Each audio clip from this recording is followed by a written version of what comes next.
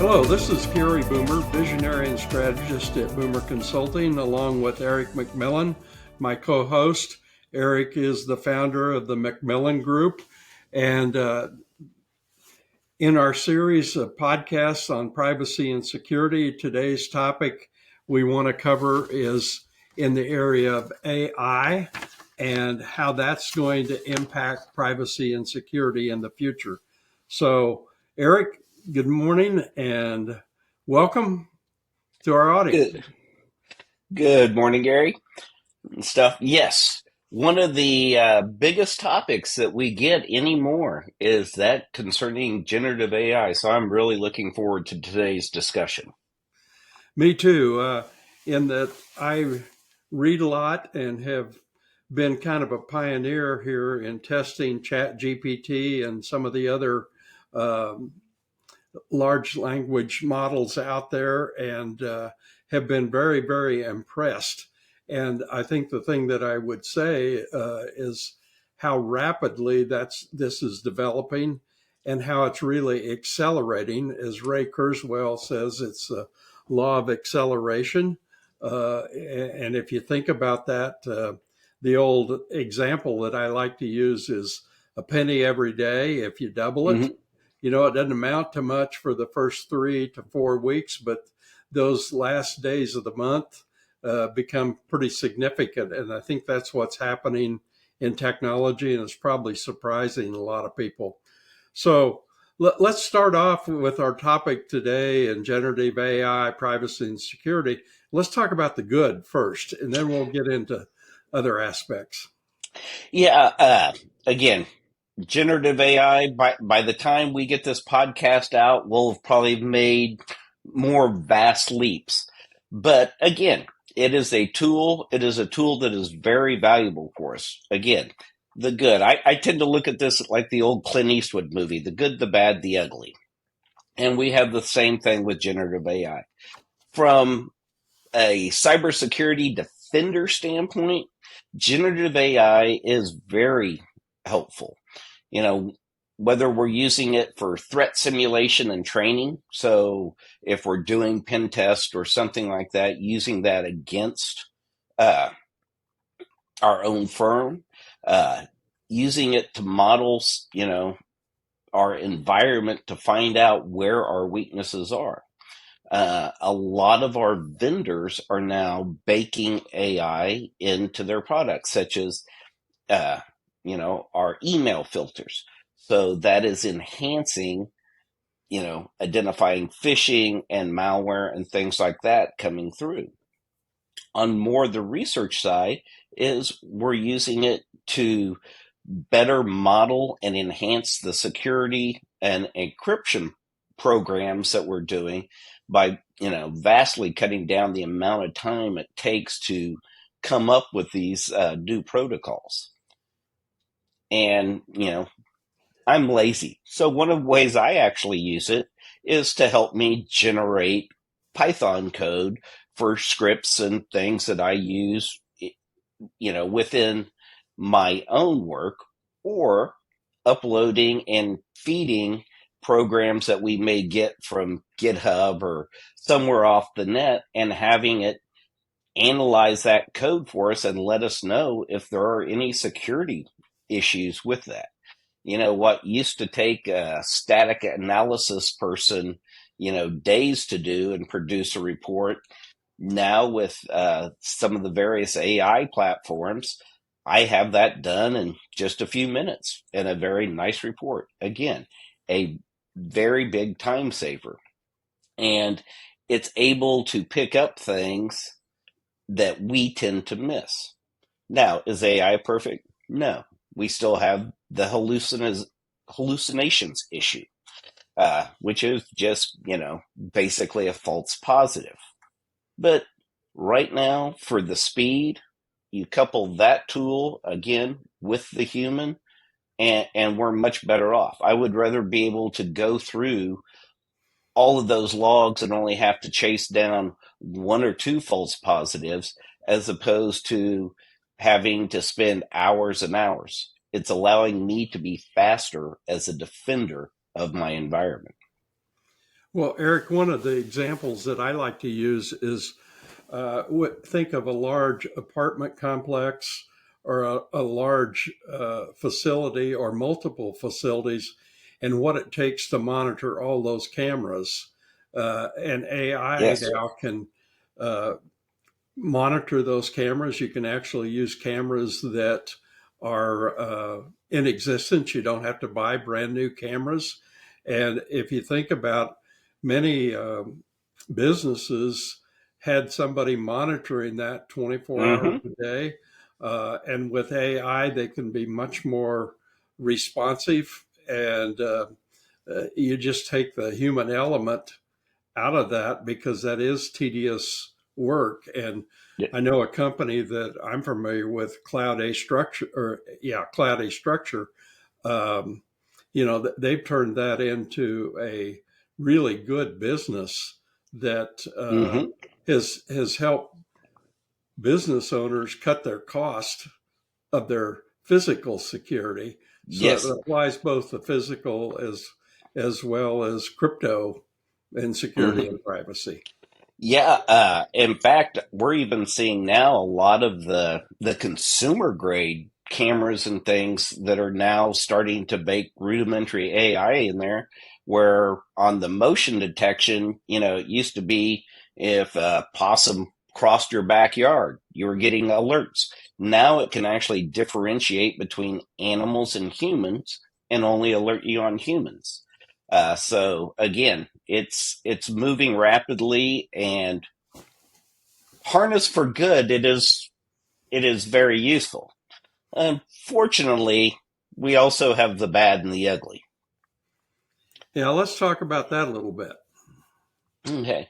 Now, one thing to remember is we do live in a litigious society, and so most of the commercial AI products have started to bake in guardrails to prevent the malicious things. Well, when we provide a challenge to very smart people with excess time on their hands, they tend to find a way around these guardrails. So there are already scripts that are freely downloadable that will remove that and allow malicious actors to create uh, their own. So some of the biggest things that we see right now, malicious actors using AI for is generating phishing templates, spear phishing templates, especially.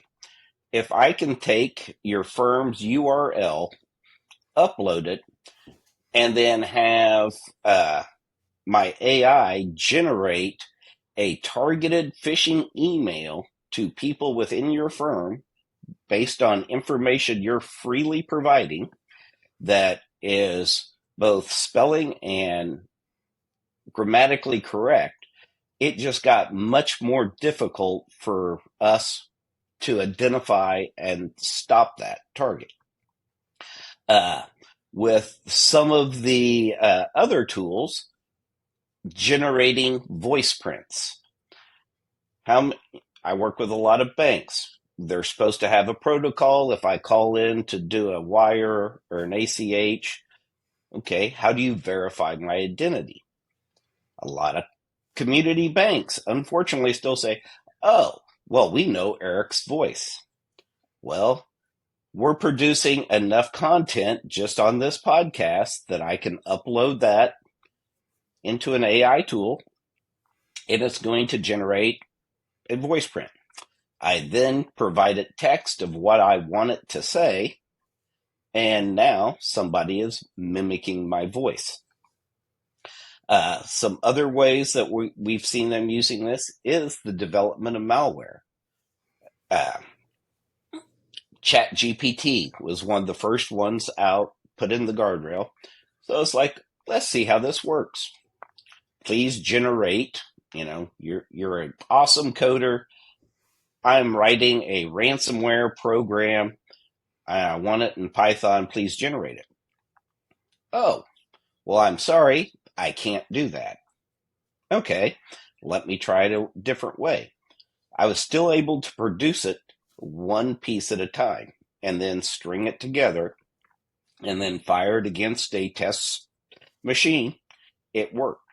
So we're taking people that had no idea how to code things, and now they're being able to use this to develop this malware, which, you know, going back to the days of the script kiddies where they could just download something and fire it at a target, essentially we're back. What is old is new again. Well, the market has some impact on this too. I read yesterday where VRBO now has been forced to take any cameras out of their properties on the Yes. interior. And so there are still some people with common sense. Yeah, and that leads us really into a lot of the ugly. I'm sure everybody heard the thing that erupted on Twitter a few weeks ago, where they were using deep fakes of Taylor Swift to produce pornographic video clips. Uh, we've also seen a lot of deep fakes being used. In fact, I think it was just this week I saw that there were two middle school boys down in Florida that were arrested for creating deep fakes of their classmates in pornographic positions. So we're starting to see a lot of sexploitation, blackmail, things such as that being done with AI, whether it's, the deepfake videos or pictures, the voice prints. Again, once I have a voice print, somebody can make it where I essentially am saying something that I never said.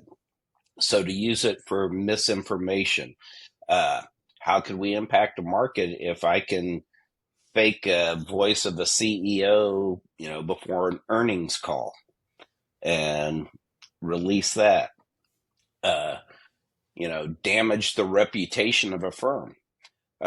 So there are a lot of scary issues, again, on the ugly side for that. Well, I prefer to focus on the positive, as I think most in our audience do, but yet you have to have the awareness and think like some of the people that are committing, I Yes. guess, crimes, or they're reacting to the use of these tools. Um, do you have any good resources for people in this area that, because I, last time I saw the number, which was last week, I think there were about 2,700 AI products on the market today, and they were growing in the hundreds Yes. per week. So, Even the email client that I use on my phone has now baked in AI. So it is one of those things. Uh, from a business standpoint, one of the best things you can do is jump on and start playing with them, whether it's Microsoft's Copilot, which is very handy, especially coupled with Office, Claude AI, which is right now slightly ahead of Chat GPT. That will be changing as soon as Chat GPT 4.5 comes out, or just the original Chat GPT. One of the biggest things to do is to get in there and figure out how we can use it. Where I think AI is going to really impact business on both the business front and the security front is going to be these local models. Uh, NVIDIA has released a program that's freely downloadable. Does require an NVIDIA graphics card to run, but it runs on Windows 11. And you could every from what we refer to as OPSEC or operational security. The nice thing is you can dump all the files, PDFs that you want in there and play with it, see how it generates things, but it's all local. So there's nothing going to the cloud. One of the worries that I have with AI as it goes into the businesses is we tend to have clients on either end of the spectrum. One that, is oh, this is the greatest thing since sliced bread. We're going to use it for everything with no governance model around it. And then on the other end, which I think is just as damaging, is those that say, no, we're not going to allow this whatsoever in our firm. And Gary, you remember back in the day when the internet was first rolling out and we had firms that, no, I'm not going to allow it, on the desktop. Now, how many firms could actually survive without having internet accessible on the desktop? Well, It's, I think we know yeah. the answer to that. And I've heard Peter Diamandis say frequent times that there'll be two types of firm with regard to um, AI. And there'll be those that embrace AI and have people in charge to set the policies, procedures, and the guardrails. And then those that resist AI, and they'll be out of business within the next 3 to 5 years. So it's something that all of our firms need to be aware of, and they need to have people. Uh, I like to say it's the who, but in our profession, we generally want to know how to do something rather than who's going to be responsible. Yes. And when everybody's responsible, no one's responsible. So this is an area that goes well beyond just privacy and security with regard to AI in the firms, because we're seeing vast implementation of time saving tools in firms, especially in the tax area. And Mm-hmm. one of the things that they're learning is that they have to have standards, policies, procedures, and processes in order to really take advantage of the Yes. technology. And that's been true for the last 25 years. And it's also uh, made firms think about their business model. Just charging hours and putting more and more labor doesn't equate to value. It Mm-hmm. hasn't for a long time, but this is even bringing it to the forefront. Yeah. And those that think AI is going to replace their job, uh, it may. We're not there yet. At most, we're looking 30 years out. What it's going to do, just like the spreadsheet has, uh, just like the calculator did, it's a tool that's going to make you more efficient at your job, used correctly with proper governance around it. But the best thing that, whether you're on the IT side and security or on the business side, is you need to get in and start playing with these tools and stay up to date and not just either expect everybody else to do it for you or just shun it altogether. Because if you shun it altogether, you're going to be behind the power curve. Well, another example here is texting. When that came about, just like email, there were firms that tried to keep that out. They said it was interrupting and annoying. Well, there's probably some truth to that, but you think of what texting does today and how much it's being used. So I just Mm-hmm. encourage our audience to have an open mind here, and mindset probably is more important than skill set and tool sets, even. Um, so we'll talk more about AI as Yep. we go forward in these episodes, I know, and try to provide you more resources there. Yes. So as we close And out today, I'd just like to thank you, Eric, and thank our audience for joining us. And please provide any topics that you'd like to have Eric and I discuss. And our goal here is to help you think, plan, and grow.